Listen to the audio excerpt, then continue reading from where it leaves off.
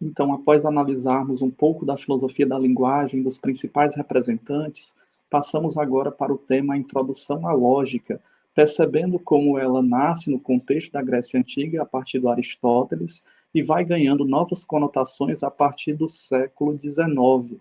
Eu sou professor especialista em filosofia, Ricardo de Moura Borges, e o nosso tema é Introdução à Lógica.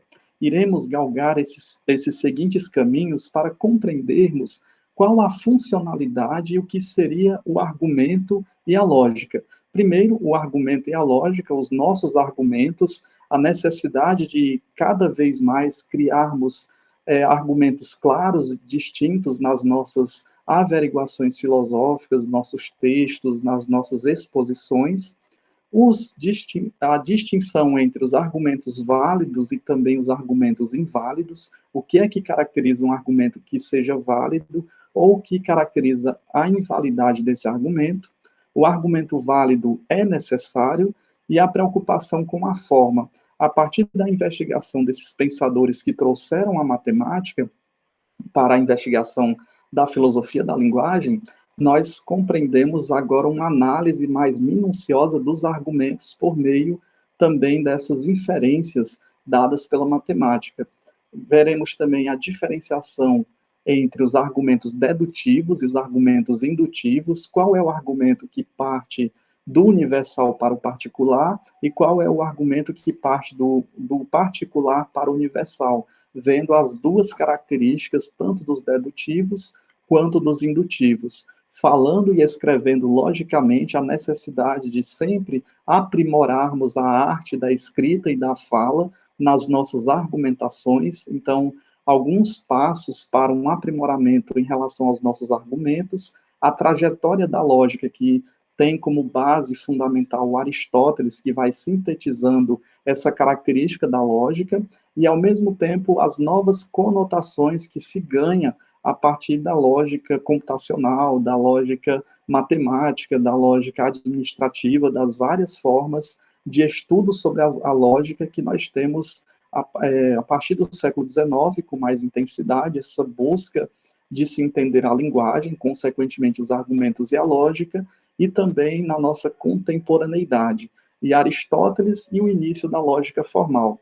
Nós temos uma imagem do próprio Aristóteles, né, das histórias em quadrinhos, onde ele coloca, de certo, um líder necessita de sabedoria, esta consiste no conhecimento das causas das primeiras causas. É um dos conceitos de filosofia. O que é a filosofia para o Aristóteles? É buscar a causa das primeiras causas, o que foi que ocasionou todas as outras coisas. E ele continua: o mais universal e o mais difícil dos homens conhecerem, por isso está além da natureza, está distante dos sentidos. E ele vai estipulando, a partir da sua investigação filosófica, a questão do motor imóvel, que move todas as coisas, a causa primeira que motivou a existência de todas as outras causas. Mas, ao mesmo tempo, para formularmos a nossa argumentação, assim como Aristóteles formula a sua argumentação do que é filosofia, é necessário a clareza, é necessário uma lógica, uma coerência. Então, o que é lógico é o que é coerente. Mas nas realidades que nós vivenciamos, muitas das características são ilógicas, elas fogem também da nossa lógica. E é o que é refletido justamente nessas duas imagens que se apresentam. Primeiro, nós vemos quando uma pessoa tem um comportamento lógico, no caso aí o Aristóteles, que nós iniciamos a abertura sobre a lógica, dizemos que ela é razoável, que pondera sobre a situação, que antes de tomar qualquer decisão definitiva. Então, ele faz ponderações, age com uma certa logicidade, com uma razão sobre o problema que ele está se debruçando. Uma explicação lógica é uma explicação, portanto, que ela tem coerência, ela tem uma lógica, ela tem um início, um meio e um fim, tem uma logicidade. Um argumento, então, é formado por afirmações das quais se retira uma conclusão. E nós iremos ver, estudar esses argumentos a partir dos argumentos dedutivos e dos argumentos indutivos. E temos duas imagens que fogem, que rompem justamente com essa lógica, com essa coerência. nos poemas, nas músicas, em cenas de filmes, às vez por outra, nós somos surpreendidos por atitudes ilógicas que fogem dessa compreensão racional. Por exemplo, nós temos o Pato Donald, ao chamar os seus sobrinhos, Luizinho, Zezinho e Huguinho, para uma refeição, eles colocam na mesa um frango ou um pato, né? Isso foge da lógica, do padrão lógico que nós conhecemos. Outra característica também nos desenhos animados, ao analisar o Bob Esponja, nós vemos ali que eles estão numa situação de frio e eles acendem uma fogueira. O grande problema é porque foge e rompe com os padrões da lógica. Eles estão no fundo do mar, né? Uma estrela do mar e uma esponja. Então, eles não têm como acenderem essa fogueira. Então, isso é característico da poesia, dos desenhos, dos filmes de ficção, ao romper-se com a lógica, mas, ao mesmo tempo, dentro do desenho, dentro daquilo que foi armado como campo de ficção, existe uma lógica, né? Existe uma lógica entre eles, entre os desenhos animados. Ao mesmo tempo, é necessário trazer para dentro do campo, para estabelecer essa lógica, e ao mesmo tempo fazermos essa reflexão do que seja a lógica e como nós podemos compor essa lógica dentro do campo da ficção.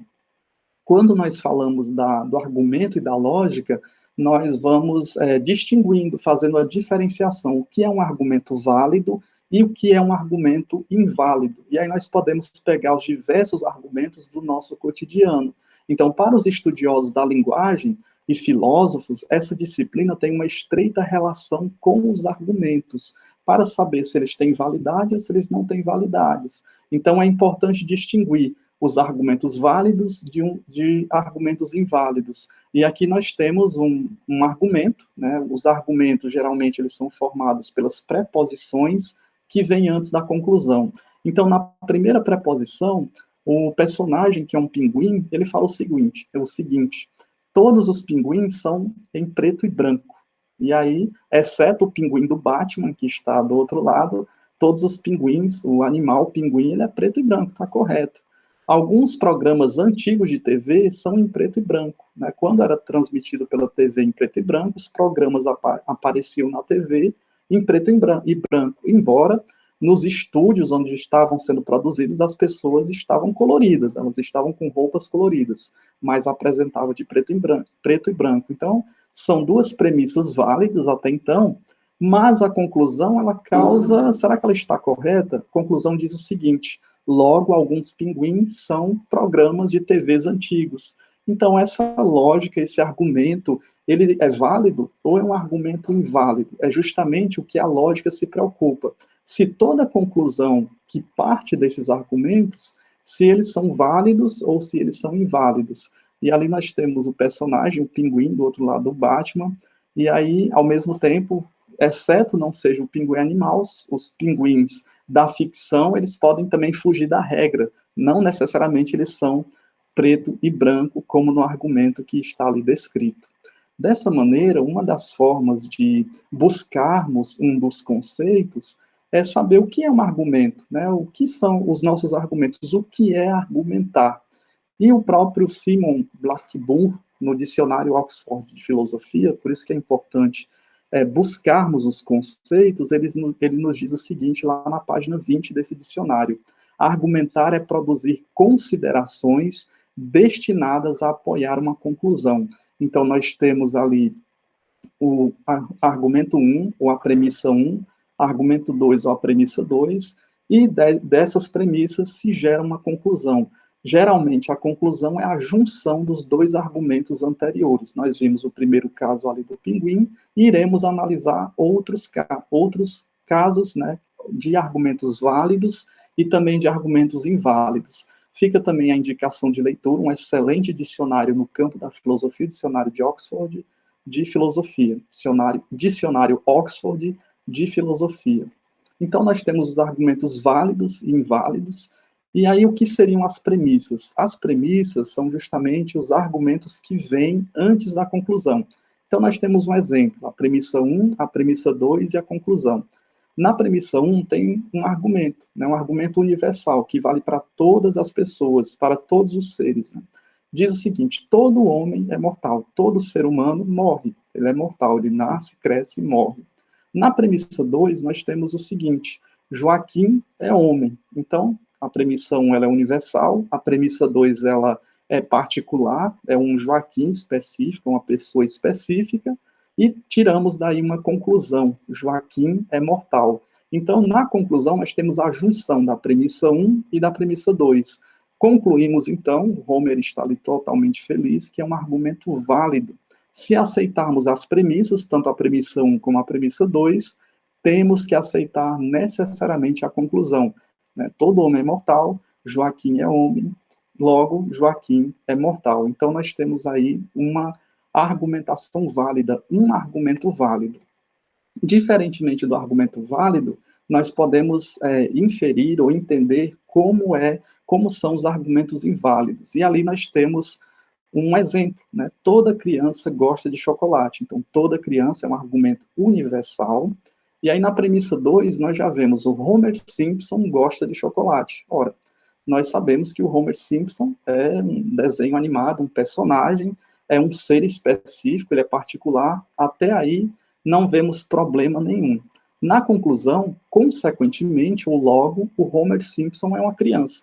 Então é um argumento problemático. Nós sabemos que na ficção, no desenho, ele já é um homem adulto, né? Ele está na fase adulta. Então, esse é um argumento inválido. Por quê? Porque não devemos aceitar a conclusão, pois não necessariamente o Homer Simpson deve ser uma criança para gostar de chocolate. Então, quem gosta de chocolate gosta de todas as idades, não precisa ser necessariamente uma criança. Então, passa a ser um argumento inválido. Nós vimos um exemplo de um argumento válido, ele estava sorridente, e ali nesse argumento inválido, parece que o gosto do Homer Simpson não é necessariamente o chocolate, como se demonstra a figura logo abaixo. Então, o que seria um argumento válido? Nós encontramos uma definição na obra Introdução à Lógica, do César Mortari, que diz o seguinte: um argumento válido pode ser informalmente definido como aquele cuja conclusão é consequência lógica de suas premissas. Então, se nós temos duas premissas e vemos uma conclusão que está imbuída às duas premissas, informalmente, nós podemos dizer que é um argumento válido, né? É um argumento válido. Quando vamos investigar um pouco mais, veremos se ele é realmente válido, ou ele é problemático, ou se ele é um argumento inválido. Então, nessa obra, nós vemos o César Mortari trazendo uma definição muito interessante sobre o que é um argumento válido, sobre como encontrarmos o argumento válido na disciplina de lógica, né? Ao estudarmos a lógica. Quando nós vemos o argumento válido e necessário, nós temos aqui outro exemplo. Então, a conclusão do argumento válido tem de ser necessária, ou seja, ela não pode ser outra, não pode ser diferente. Se for diferente, o argumento deixa de ser válido. E aí nós temos um exemplo, né, o Garfield, a Mafalda ali analisando esse argumento. Então, a premissa 1, o argumento 1 nos diz o seguinte: todo gato macho possui até duas cores, então ele pode ter uma cor ou duas cores. E aí nós vemos o Garfield ali na imagem, ele tem duas cores. Na premissa 2, vai ser específica, né? Garfield é um gato macho. Conclusão: logo, Garfield possui até duas cores. E nós vemos que ele tem duas cores, até duas, né? Tem o preto e tem o laranja. Então, nós percebemos que esse argumento passa a ser um argumento válido, né? Em um argumento válido, a conclusão é consequência necessária das premissas. Então, se a conclusão for necessária, o argumento se torna válido. Agora nós vamos ver os exemplos de argumentos válidos e inválidos, né? Nós temos do lado esquerdo um exemplo de argumento válido e do lado direito nós temos um exemplo de um argumento inválido. Nós temos ali: qualquer livro serve para ler, né? Para provocar a leitura, qualquer livro serve para ler. É o argumento 1, ou seja, a premissa 1. Na premissa 2, nós temos: este objeto é um livro. Qual é a conclusão? Este objeto serve para ler. Ora, se o objeto é um livro e qualquer livro serve para ler, a conclusão, o argumento em si é um argumento válido.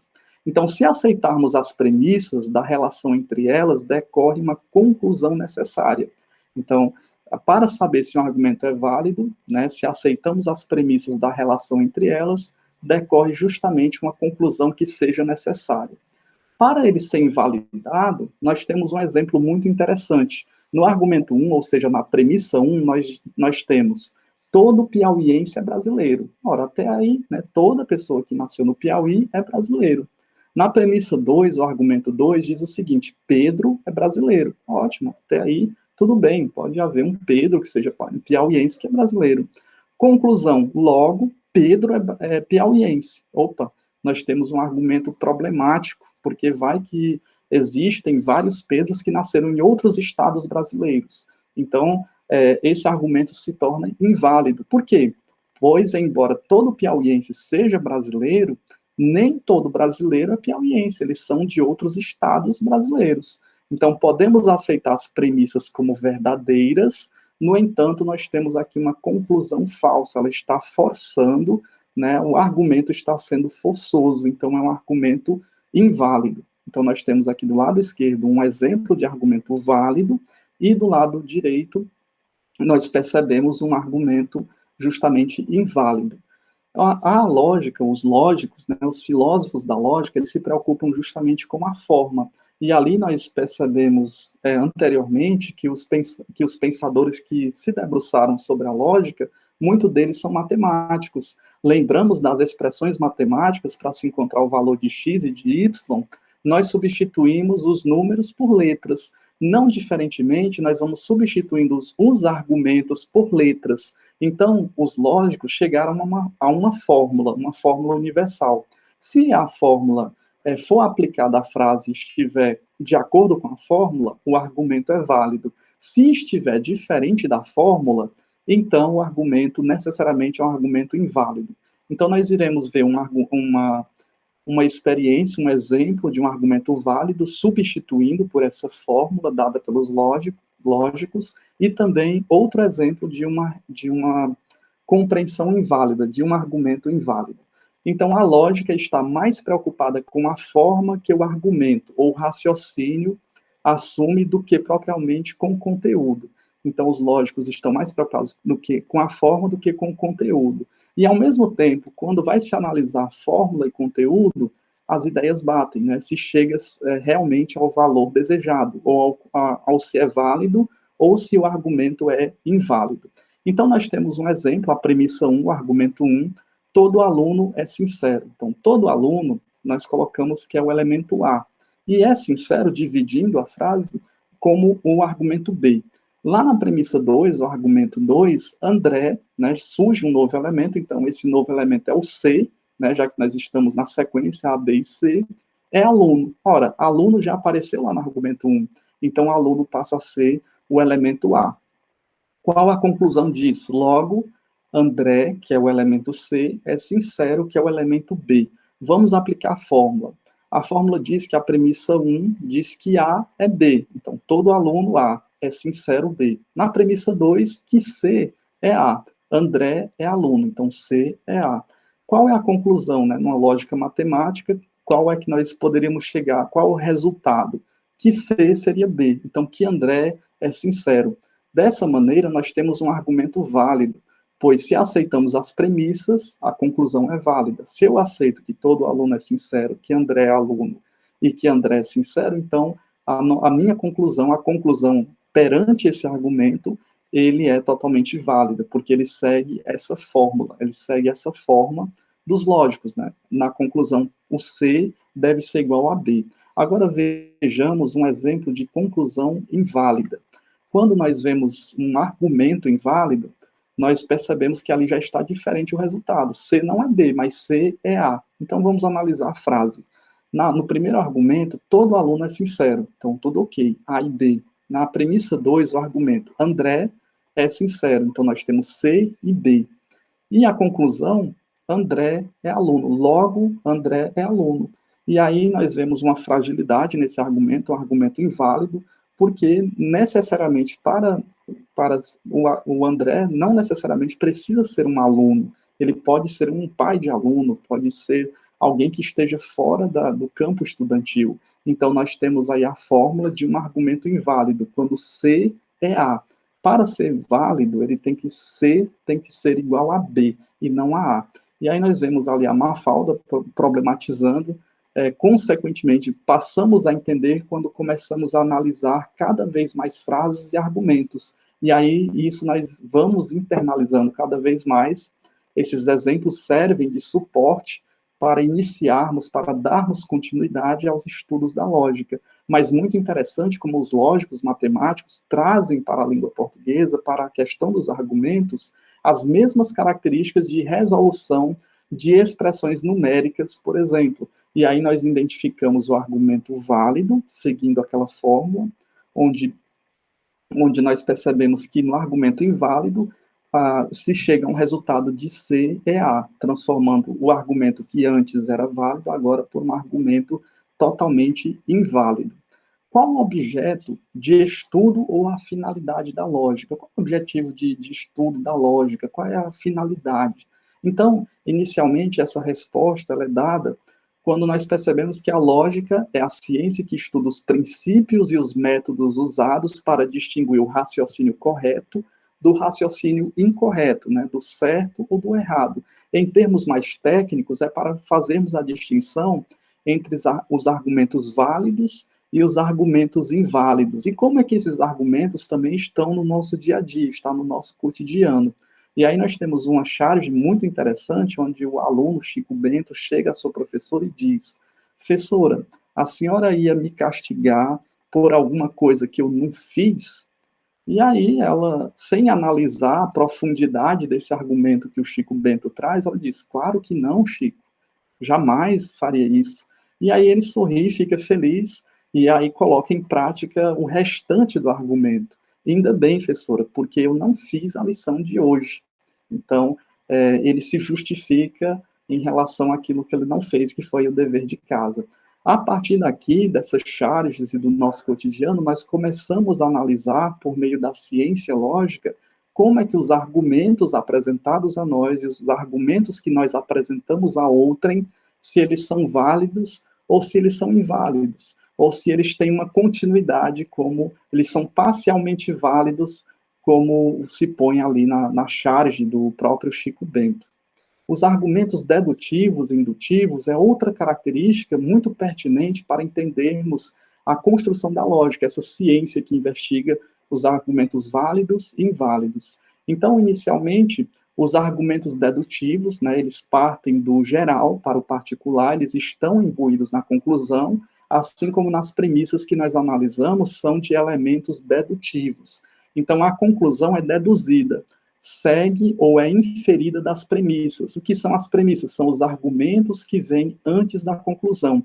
Esse tipo de argumento é frequentemente analisado pela lógica. Então, quem vai estudar lógica vai estudar os argumentos, se eles são válidos, se eles são inválidos, se eles são dedutivos ou se eles são indutivos. Então, a característica primordial dos dedutivos é que, na conclusão, nós já encontramos os elementos ali que estão imbuídos, né, que estão dentro das premissas. Temos um exemplo, o argumento 1, ou premissa 1, diz o seguinte: todo ser humano possui coração e sangue. Argumento 2, Desidério é um ser humano, qualquer pessoa chamada Desidério é um ser humano. Qual é a conclusão disso? Logo, Desidério possui coração e sangue. Então, nós temos um argumento dedutivo. Dentro da conclusão já existem os elementos presentes no argumento 1 e no argumento 2, e ele é um argumento válido, é totalmente válido. E ali nós temos a personagem Mafalda demonstrando aí esse argumento, um argumento dedutivo e um argumento válido. Outro exemplo de argumento dedutivo é quando o personagem ele diz o seguinte: sempre que chove, fico resfriado. Então, a característica, toda vez que chove, fico resfriado. Hoje choveu, logo, portanto, consequentemente, ficarei resfriado. A conclusão, vemos que o ato de ficar resfriado, a conclusão ela está imbuída nas premissas anteriores, né? Porque choveu e porque hoje choveu e porque sempre que chove, ele teve essa consequência de ficar resfriado. E vemos outra característica, que geralmente o primeiro argumento dedutivo ele é universal, sempre que chove, né, é universal, fico resfriado. Hoje choveu, né, o dia de hoje é específico, é particular. Então, nós temos um argumento universal conversando com um argumento particular, que se gera justamente uma conclusão. E essa conclusão ela tem as duas características, tanto da premissa 1 como da premissa 2. Os argumentos dedutivos e indutivos, agora nós passamos para o que seja um argumento indutivo. Ele se difere muito dos argumentos dedutivos.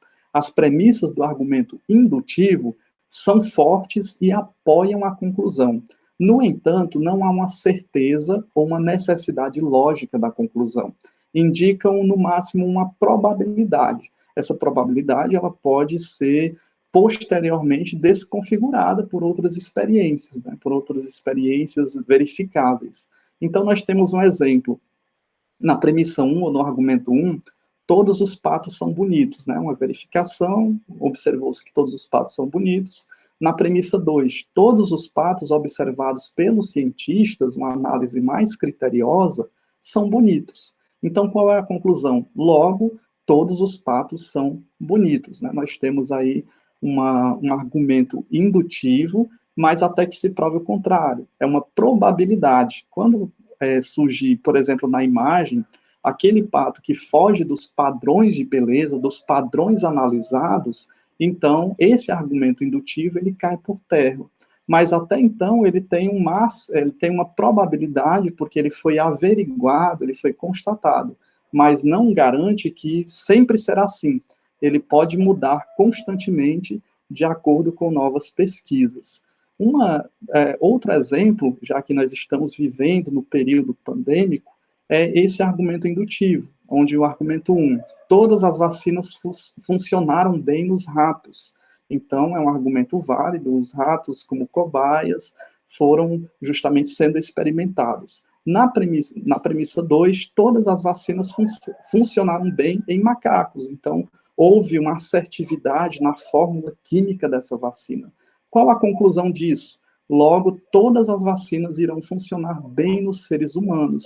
Então, é um argumento aceitável, é um argumento forte, é um argumento verificado pela ciência e é um argumento indutivo. Ele tem uma aceitação muito forte pela comunidade científica por causa das experimentações que foram feitas. Dessa maneira, nós vemos uma característica pertinente do argumento indutivo. Quando nós falamos ou escrevemos logicamente, nós percebemos como isso é necessário em todo o nosso existir, quer seja nas conversas mais cotidianas, para pedirmos, para conversarmos, para dialogarmos, para rezarmos, para dialogarmos, para escrevermos, falar logicamente é algo necessário e primordial. Então, nós temos aqui algumas expressões que podem indicar ou introduzir a conclusão de um argumento. Né, a introdução, a conclusão, né, o logo, o portanto, assim, o consequentemente, nós podemos utilizar na finalização de um texto, de uma redação, de uma dissertação, de uma monografia, de uma tese. Ao concluir, nós podemos utilizar esses termos, portanto, logo, assim, consequentemente, e também nós temos algumas expressões que indicam as premissas, né, aquilo que está antes da conclusão. Porque, como, o dado que, pois que, e etc. E ali nós temos um exemplo, na premissa 1, ou no argumento 1, todo mamífero tem um pulmão. Premissa 2, ou argumento 2, a baleia é um mamífero. Qual a conclusão que nós tiramos disso? Nós podemos dizer logo, consequentemente, portanto, a baleia tem um pulmão. E aqui nesse argumento dedutivo, nós percebemos que o que está imbuído no argumento 1 e no argumento 2 está ali também presente na conclusão. Qual é a trajetória da lógica? Como é que surgiu a necessidade de percebermos uma verificação do que é lógico e do que não é lógico, desde a Grécia Antiga, com o pensador, o filósofo Aristóteles. E uma das contribuições da filosofia grega foi justamente enunciar os princípios gerais invioláveis, eles não podem ser quebrados, que permitem elaborar um raciocínio correto. Quais são esses três princípios? É o princípio da identidade, algo é idêntico a si mesmo, ou seja, A tem que ser A, ele não pode ser B. O princípio da não contradição afirma que algo não pode ser e não ser ao mesmo tempo. É impossível A ser A e não ser A simultaneamente. e o princípio do terceiro excluído. Né? A partir do momento que nós quebramos esses princípios, nós vemos que a lógica deixa de ser lógica e passa a ser um raciocínio ilógico ou incompreensível. O princípio do terceiro excluído afirma que toda proposição ou é verdadeira ou é falsa. Não tem como um argumento ser verdadeiro e falso ao mesmo tempo. Ou ele é verdadeiro ou ele é falso. Não havendo um terceiro caso possível. Ou A é X ou não é X. Não há uma terceira possibilidade. Por exemplo, ao falar de um triângulo esférico, isso não tem como, porque fere o princípio da identidade. O triângulo ele tem que ter a forma de triângulo, ele não pode ser esférico. Ou então, se eu falar de um triângulo de 4 lados, também fere o princípio da identidade e da não contradição, porque o triângulo ele tem que ter 3 lados. Se eu coloco 4 lados dentro de um triângulo, então fica incompreensível tanto na minha mente, ou se eu peço desenhe um triângulo que tenha 4 lados, não existe, porque ele vai ser um quadrilátero, vai deixar de ser triângulo, vai deixar o princípio da identidade, o que faz ele ser triângulo vai se transformar em outra fórmula geométrica, vai ferir o princípio da contradição, da não contradição e também o princípio do terceiro excluído. E aqui na imagem posterior, nós temos uma tentativa de romper com esses 3 princípios, que é quando nós vemos na ficção do Chaves o Kiko pedindo uma bola quadrada. Não tem como atender esse pedido, ou a bola é redonda, ou ela segue os princípios quadrados, né? Ou o triângulo ele tem os 3 lados, ou passa a ter 4 lados e vai ser outra forma geométrica, assim como a bola. Ela é esférica. Se ela mudar a sua esfericidade, ela deixa de ser, ela perde a sua identidade, ela perde o seu princípio inerente para que ela seja justamente esférica. Então, se rompermos esses 3 princípios, estaremos fugindo dos padrões da ordem da lógica. Assim, o Aristóteles e o início da lógica formal. Aristóteles criou uma área de estudo que investiga as maneiras e as formas de argumentar. Além de investigar diversas áreas do conhecimento, sendo conhecido também como o pai da biologia, por investigar as plantas, os animais, por fazer diversos questionamentos e descobertas, nós temos o próprio Aristóteles investigando também as várias formas de argumentar. E onde é que nós encontramos isso? Nós encontramos num livro chamado Órgano. Deu os primeiros passos na criação da lógica formal, e isso perpetuou durante séculos e séculos. Os escritos lógicos de Aristóteles, reunidos no Órgano, são um marco nessa área de estudo. Lá na modernidade, o Francis Bacon vai tentar contestar a lógica aristotélica, os argumentos de Aristóteles, criando um novo órgão, mas ao mesmo tempo percebemos que muito do que ele pensou e escreveu se tornam pertinentes na construção da lógica. Então, investigou fundamentalmente um tipo de argumento chamado de silogismo, e o silogismo é justamente esses argumentos que nós contemplamos anteriormente, onde tem o argumento 1, ou proposição 1, argumento 2, ou proposição 2, e desses 2 argumentos se gera uma conclusão.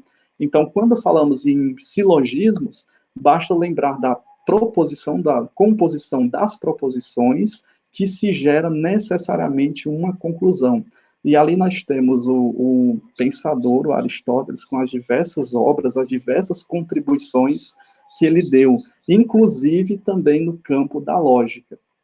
Lá no livro Órgano 3, Analíticos Anteriores, né, da tradução de Pinharanda Gomes, nós vemos uma frase bem significativa, onde o Aristóteles nos diz o seguinte: o que primeiro temos de considerar é o sujeito de nossa análise e de que arte ela trata. O sujeito é a demonstração e a arte é a arte demonstrativa. A partir desse momento, nós vamos analisando cada vez mais os princípios lógicos dessa arte demonstrativa por meio da lógica. Outra frase significativa também, encontrada no mesmo livro, Órgano 3, Analíticos Anteriores, lá na página 9, nós temos o Aristóteles, nesse livro Órgano, dizendo o seguinte: chamo silogismo perfeito ao silogismo que não requer mais do que está compreendido nele. para que a necessidade da conclusão seja evidente. Então, tudo aquilo que já está na premissa 1 e na premissa 2 deve estar evidente e claro na conclusão. Se estiver evidente e claro na conclusão, então é um silogismo. Por isso que o Aristóteles vai ser bem enfático, chama o silogismo perfeito ao silogismo que não requer mais do que o que está compreendido nele para que a necessidade da conclusão seja evidente. Então, quando eu encontro um silogismo e leio a premissa 1, a premissa 2, e vejo que a conclusão está apenas repetindo os argumentos 1 e 2, eu chamo isso de silogismo perfeito, quando ele tem a validade, claro, quando é um silogismo válido, quando é um argumento válido, é um argumento do qual se traz uma lógica, né? Ele não é incoerente, ele traz uma coerência. A lógica contemporânea é muito interessante porque até o século XIX nós víamos a lógica aristotélica bem preponderante. Então, do século IV a.C. até o século XIX, a lógica aristotélica se manteve quase sem alterações. Algumas críticas, a crítica do Francis Bacon, mas poucas alterações foram feitas na lógica.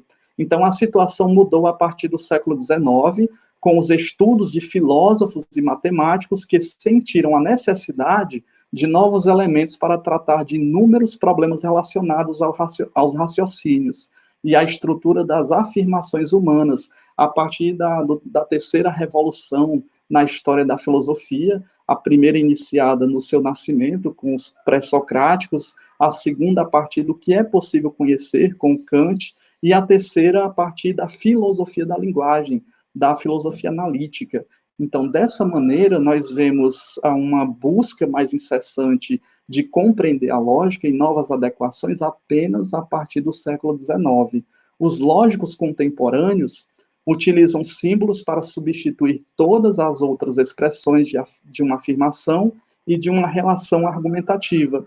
E aí nós vemos uma aproximação da filosofia e da matemática, principalmente com Frege, com Wittgenstein, com os demais pensadores que trazem, com Bertrand Russell, que traz justamente o campo da matemática, ao substituir lá nas expressões matemáticas os números pelo x e pelo y, pelas letras, agora também eles fazem a mesma fórmula, a mesma forma, com as frases, com os argumentos. Então, os lógicos contemporâneos, que têm essa base matemática, utilizam símbolos para substituir todas as outras expressões, o A, o B e o C, de uma afirmação em uma relação argumentativa. E, ao mesmo tempo, vão criando também uma fórmula. Se chegar um resultado dessa fórmula, então o argumento necessariamente estará também correto.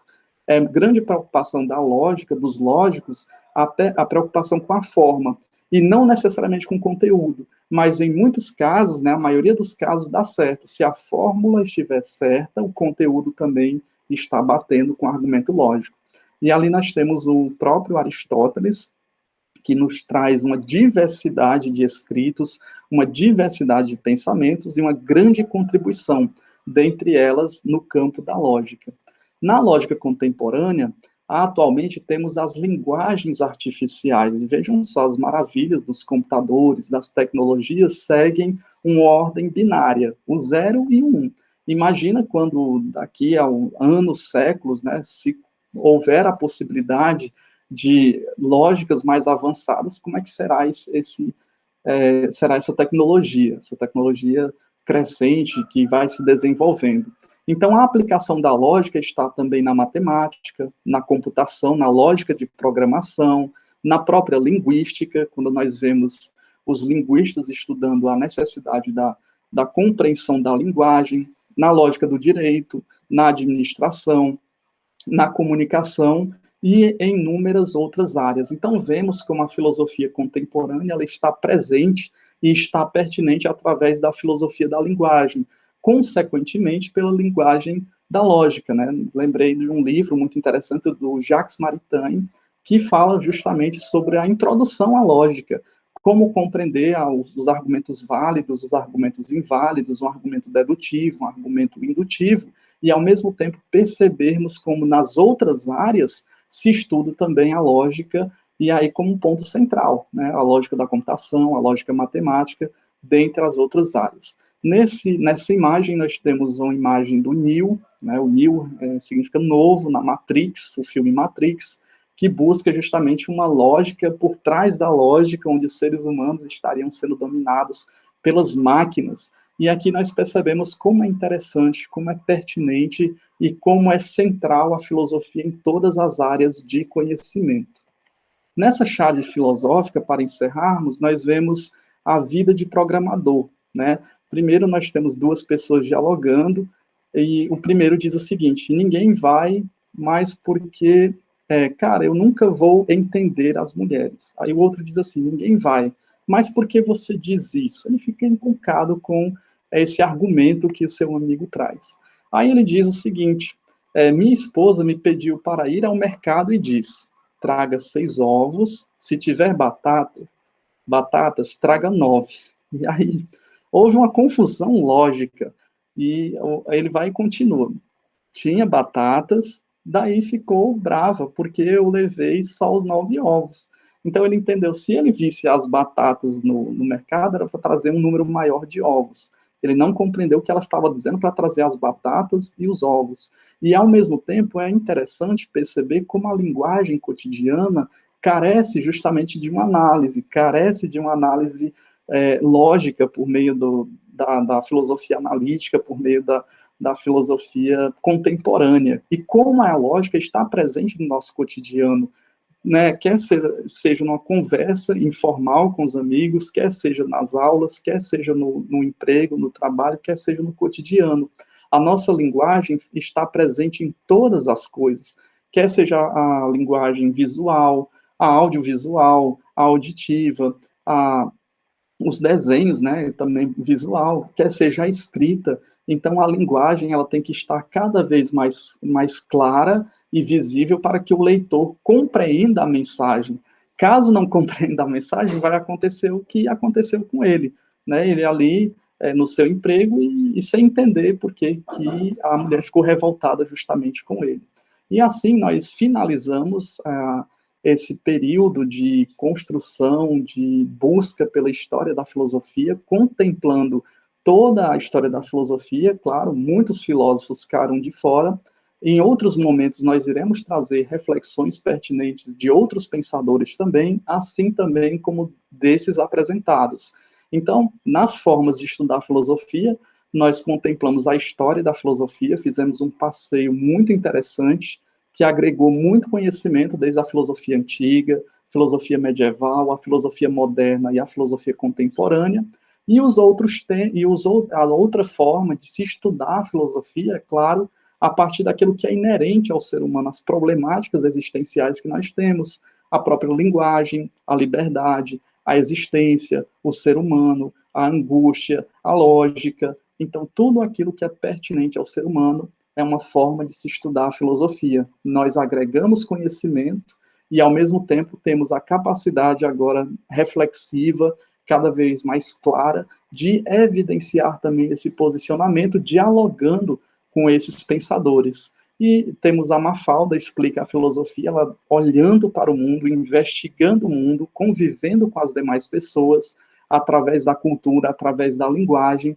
problematizando cada vez mais o que é a filosofia e para que serve a filosofia, e ao mesmo tempo entendendo qual a importância da linguagem, da cultura e da lógica no nosso cotidiano. A nossa bibliografia utilizada foi justamente a Iniciação à História da Filosofia dos Pré-Socráticos, ao Wittgenstein, 13ª edição, Rio de Janeiro, Jorge Zaha, 2007, ou as obras imprescindíveis do Ricardo Melani, o Diálogo, Primeiros Estudos em Filosofia, 2ª edição, São Paulo, Moderna, 2018, e que trata justamente sobre a história da filosofia, esse passeio sobre a história da filosofia que nós fizemos, e o Encontro com a Filosofia, 2ª edição, São Paulo Moderna, ano de 2018, onde tem os temas de filosofia. Então, num tema, nós podemos pegar 4, 5 filósofos, pensadores, e ali conversar, colocar para conversar e também colocar o nosso posicionamento a partir das suas riquezas filosóficas que eles trazem. Outro pensador que nós até colocamos sobre o conceito de lógica é o César Mortari, no livro Introdução à Lógica, São Paulo, editora Unesp, 2001. E finalizamos com o próprio Aristóteles, né, o órgão 3, Analíticos Anteriores, a tradução da Pinharanda Gomes, Lisboa, Lisboa Guimarães. Então, nós fizemos esse passeio, agradecemos muito aos que assistiram, aos que problematizaram, aos que mandaram questionamentos, e que sirva de uma base cada vez mais construtiva para a história da filosofia, esse passeio que nós fizemos sobre a história da filosofia. Logo mais, no segundo projeto, de discutir os temas da filosofia, nós iremos dar continuidade com os temas pertinentes da filosofia, trazendo os autores citados, também agregando e colocando na centralidade outros pensadores que trazem uma reflexão muito acentuada para a história da filosofia. Então, com muita alegria, nós encerramos esse passeio sobre a história da filosofia e só temos a agradecer pelo conhecimento aprendido e pelas reflexões feitas durante essas 32 averiguações nessas pequenas videoconferências, vídeo reflexivas de história da filosofia, né? Vídeo aulas reflexivas sobre a história da filosofia. E assim eu me encerro, eu sou o professor especialista em filosofia, Ricardo de Moura Borges.